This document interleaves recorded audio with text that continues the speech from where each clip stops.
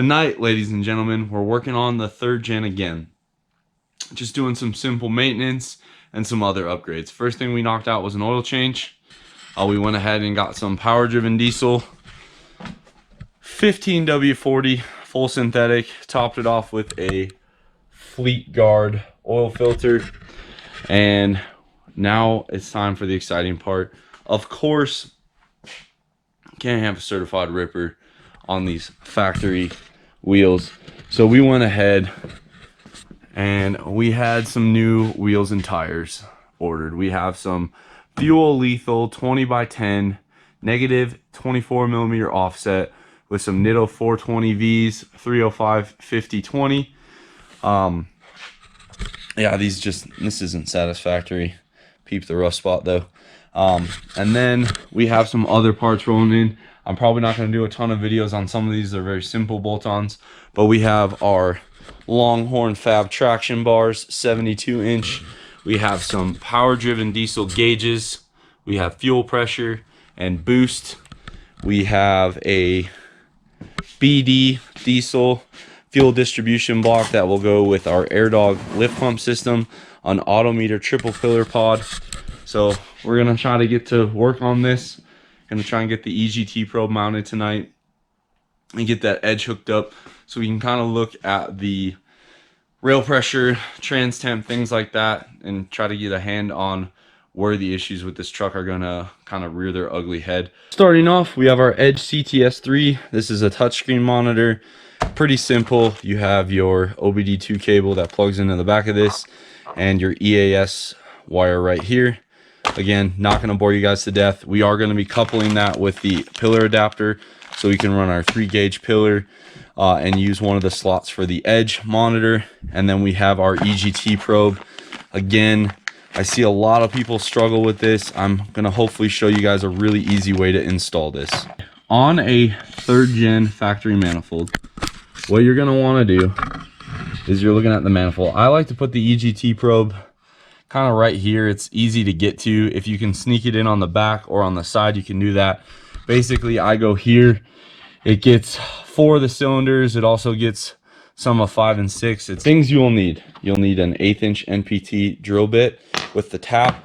And I like to start with a quality drill bit, and I do a pilot hole just undersized of this to then finish it off. The way I do it's a little bit different. Watch and learn. Is I'll kind of get it marked. We're gonna go right in here so I can get a nice straight up and down on it,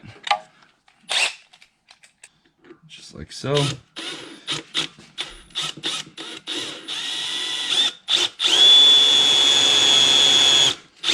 And then you kind of want to get a lot of weight on the old girl, so you'll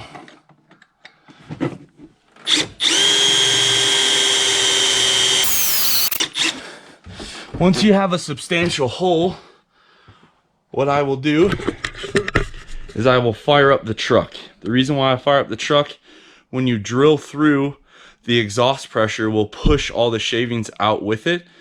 That way you don't have to pull the turbo, worry about getting any metal in the turbo. It just pushes it right out. And then I will tap it with the truck on.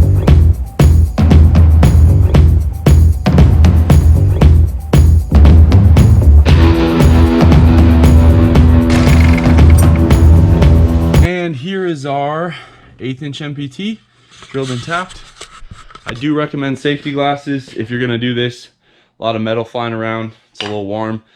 Again, just an easy way to do it without any issues rising up of getting metal or debris in your turbo. And it's a little bit cleaner than the grease method. And as long as you do it quickly, it doesn't get too hot, so you should be fine. Common sense, be smart, be safe. And put the fitting in your exhaust manifold. Obviously you're gonna tighten it down, put the probe in here like so. I usually try to route mine like over here and get it to the firewall, and then from there you'll run your EAS wire over to here. Moving along with the installation, we have our probe to our starter kit. You can see I kind of ran it along there, and then I terminated it in this corner right here. Put the dummy plug on. On an automatic truck, you have the master cylinder cover plate. I just reamed that out. I know we're adding more gauges, so I made the hole a little bit bigger, drilled it through, and ran the wire for the edge monitor through there. You have your 2 access plugs, prime out with a screwdriver, and you have 2 10mm bolts right in there. One there, one there. Once you get the 2 bolts removed, pull down, kind of twist it out. You got these teeth on this back side that fight you. So next I go ahead and remove this. All you gotta do is just pry it away, kind of move some of the door trim. As you can see, I kind of loosened it up, and I'm gonna route my wire from the A-pillar down to the OBD2 port. Once you're here, you put the A-pillar on with the 1 screw, get it kind of shimming down in there, and then you orient your pillar adapter and kind of give yourself a little extra. I leave this plate off, that way I can tighten up the slack, get it plugged in so you can see it, and it should look like that. Easy to see, not blocked by the steering wheel. And as you can see, we have our 2 empty pods. One's going to be for boost, one's going to be for fuel pressure. We'll install those on a later date. If you plug in your EAS before you plug it into the OBD2, it'll ask you if you want to configure. You're going to go ahead and hit yes. You're going to go through the display name. I usually do my personal favorite, which is EGT LOL, because realistically, are you going to let out? Probably not. Then you hit save. Description, current settings, all that stuff I leave alone. And then it takes you to the home screen. And here's your home screen. So you have diagnostics, EAS, settings, performance. We're gonna go into gauges and logging. I haven't messed around too much with these CTS3s. I have one in my tow truck that I got kind of pimped out. This one I'm just gonna kind of get down and dirty. I wanna see transmission temperature. I wanna see present gear. We'll disable that. I wanna see boost.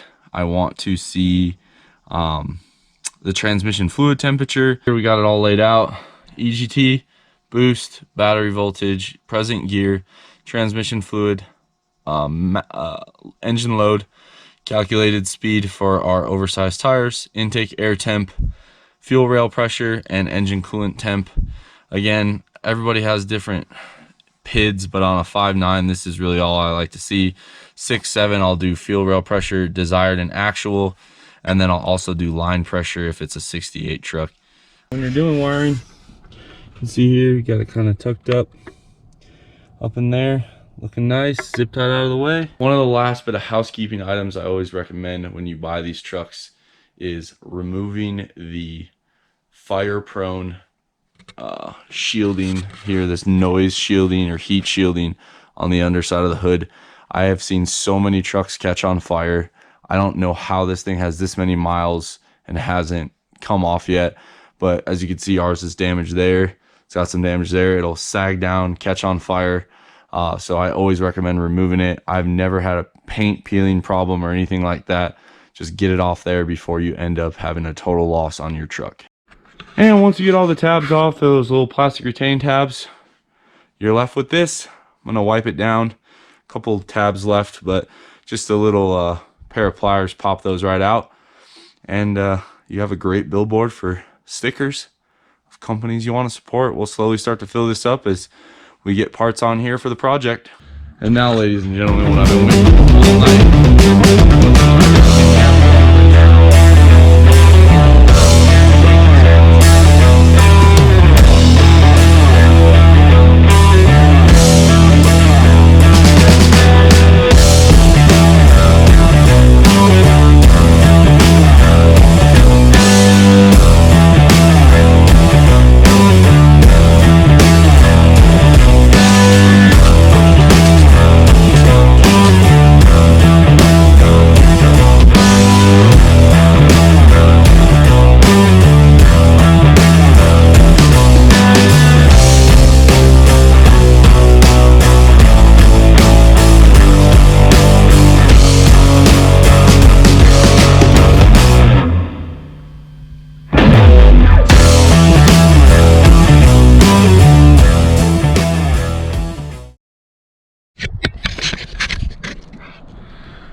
the new wheels on.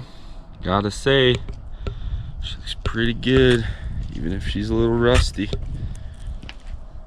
Just gotta reverse level her and she'll be looking mean. Pretty excited. Again, this is more of a budget wheel, but I don't know, I'm a fan. These are, again, 20 by 10s, 305, 50, 20 Nittos. That is a wrap on tonight's video. We got the new wheels and tires put on. I think they look pretty nice. We got the EGT probe mounted from the Edge EAS add-on.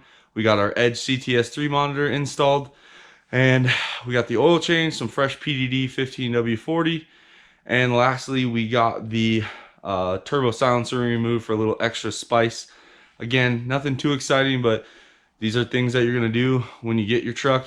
Wheels and tires, gauges, oil changes, stuff like that. So hopefully you guys learned a thing or two. Until next time, I'll see you guys.